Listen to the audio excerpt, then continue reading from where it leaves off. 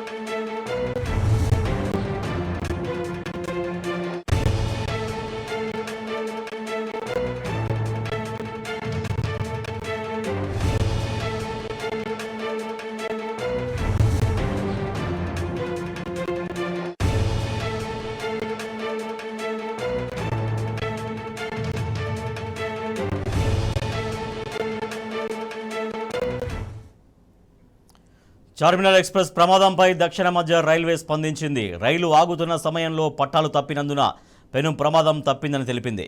అప్పటికే చాలామంది ప్రయాణికులు దిగిపోయారని, కొంతమందికి స్వల్ప గాయాలయ్యాయని ప్రకటించింది.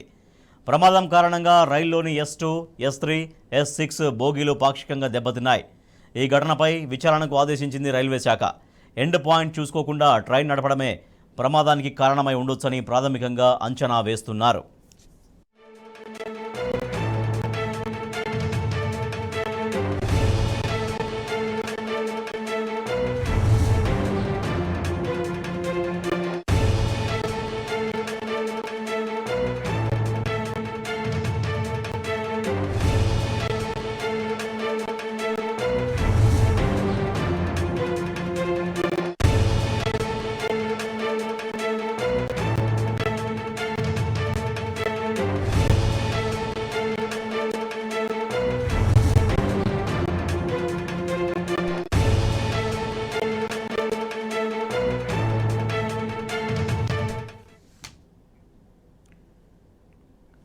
రైలు డెడ్ ఎండ్ను ఢీకొట్టడం వల్ల ఈ ప్రమాదం జరిగిందని దక్షిణ మధ్య రైల్వే CPRO రాకేష్ తెలిపారు. ఈ ప్రమాదంలో S2, S3, S6 బోగీలు పట్టాలు తప్పాయని చెప్పారు.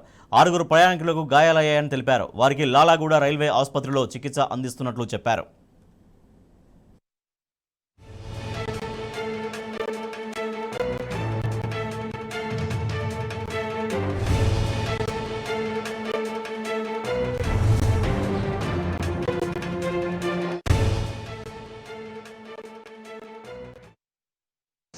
డెఫినెట్లీ దానికి సంబంధించి ఏదైతే ట్రైన్స్ ఉన్నాయో దాన్ని ఫెయిల్ అయ్యి వీ హ్యావ్ టు రీస్కెడ్యూల్ చేయడాన్నా లేకుంటే వేరే టైంకి మార్చాలన్నా కూడా అది కూడా చేస్తామండి. It's only matter of time వీళ్ళు ఇంటిమేట్.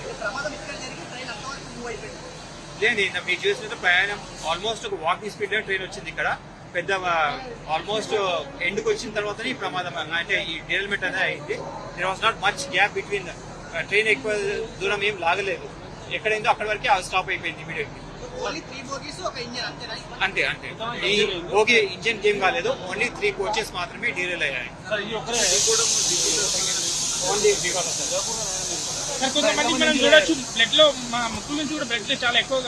అదే చెప్తున్నా అండి, ఇప్పటివరకు అట్లాంటిది ఏం లేదు. బట్ ఈవెన్ అదర్వైజ్ మా సైడ్ నుంచి థరోలీ ఎగ్జామిన్ చేసి ప్యాసింజర్స్ సేఫ్ ఉన్న తర్వాతనే వాళ్ళని పంపిస్తామండి. 6 మొత్తం.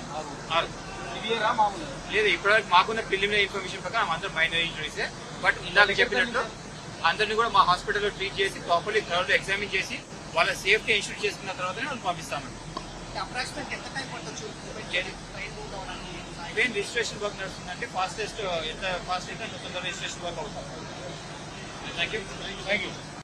డెఫినెట్లీ దానికి సంబంధించి ఏదైతే ట్రైన్స్ ఉన్నాయో దాన్ని ఒకవేళ వీ హ్యావ్ టు రీస్కెడ్యూల్ చేయడానికి లేకుంటే వేరే టైంకి మార్చాలన్నా కూడా అది కూడా చేస్తామండి. It's only matter of time వీళ్ళు ఇంటిమేట్. లేదండి, మీరు చూసినట్టు ప్రయాణం ఆల్మోస్ట్ ఒక వాకింగ్ స్పీడ్ ట్రైన్ వచ్చింది ఇక్కడ. పెద్ద ఆల్మోస్ట్ ఎండ్కి వచ్చిన తర్వాతనే ఈ ప్రమాదం అంటే ఈ డీరైల్మెంట్ అనేది అయింది.